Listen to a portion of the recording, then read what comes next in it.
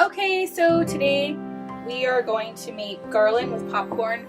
I don't have cranberries, so we're just gonna do popcorn, and that's fine. So what you'll need for that is some oil for your pan.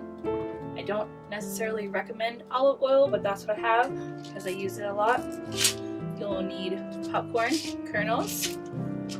You'll need string, and I have a needle over here. You'll need a large needle with a large hole to put the string through. I also have a colander to put my popcorn in as it pops, and a pan.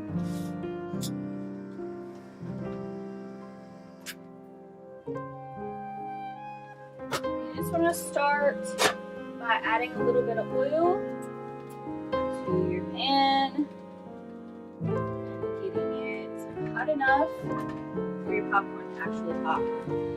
The way that you know that it's hot enough is you can put one kernel in the pan and start shaking it until you hear it pop. I do not do that anymore. I used to do that. Now I just put a little bit of popcorn in the pan. And you just kind of want to mix the oil with the popcorn.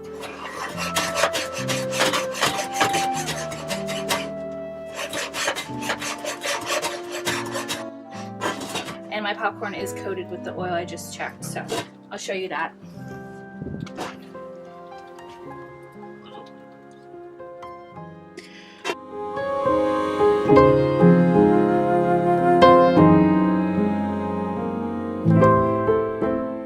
I can hear it sizzling in there. So I know it's definitely getting hot enough to start popping soon.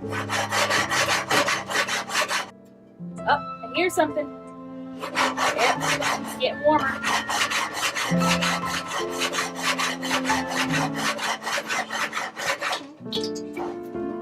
There it goes. You hear it?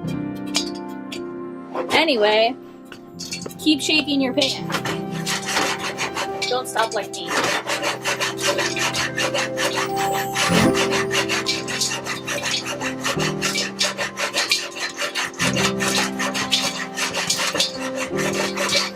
Keep doing this until you start hearing it to slow down. And once the kernels start slowing down, like there's only one or two really popping in there, so I would definitely take it off the heat at this point. And for that little bit that I put in the pan, you can see it made an entire pan. So this may or may not be enough. It's really how big your tree is. Woo! And we have a very tiny tree. Now the next part of garland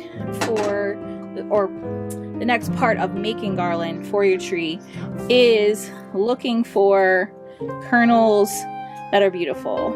So, you know, big puffy ones, maybe not so much, you know, misshapen ugly ones. Like this is a really ugly kernel. I probably wouldn't use that kernel, but I might use this big beautiful one because it's big and beautiful. And over time, your kernels are going to deteriorate. Let me see.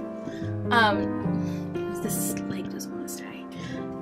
They're going to deteriorate over time. Some people say that you shouldn't store them at all because it's food products and rotting, etc., etc. But if you string your garland and you love your garland and you want to keep it for the following year, you can go to your local hardware store and get a can of like a clear lacquer, like Minwax or whatever, a spray on, and spray your garland like 2 or 3 times, and then string it in like some paper back and forth or in a paper bag neatly, and store it somewhere where you know that it's not going to get crushed or damaged for the next year, maybe in an airtight container or something like that to keep mice out and any other little bugs or whatever. However, I don't keep my garland. I will make garland for this year, and then I will, at the end of the year, cut the end of the string and probably feed it to the dogs or put it outside for the deer or whatever. So we're gonna go ahead and get started on stringing this up. So what you're going to want to do is string your string through your needle. I always like to wet the end, and I like to keep it on my ball of string so that I can get it, you know, through. Then you're just gonna very gently poke your needle through your popcorn like so and bring it down the line. And you're just going to continue with this until you're satisfied with your string of garland. Now some of the popcorn, as you can see, may break like that. When that happens, I just skip that and go to the next piece, because you have to be fairly gentle and you have to pick an area on the popcorn that's fairly solid.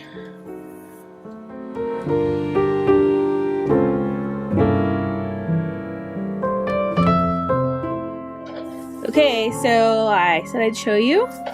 Here's my garland. It is, I don't even know how many foot long.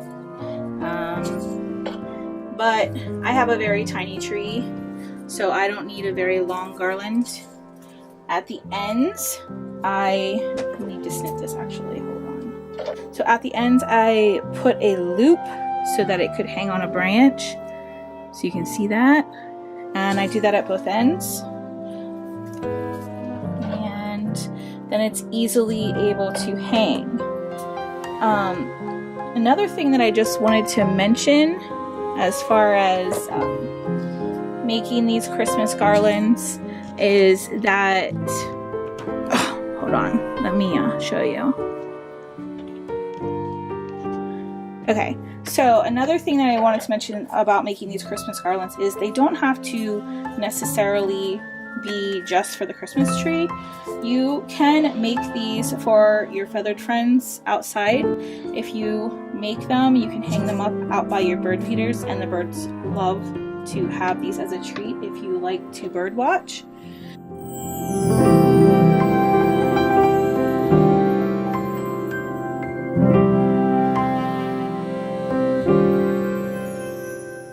Okay, so here's our tree and our garland on our tree, and like I said, I have a tiny tree, so there's no need to make a ton of garland. And just make sure that you keep your pets, like your kitty pets and your doggy pets, away from the tree, because you wouldn't want them to eat the string and get that in their bellies. So just gotta watch them, because I know my puppies like popcorn. So just keep an eye on that if you do have furry friends. All right, have a good day.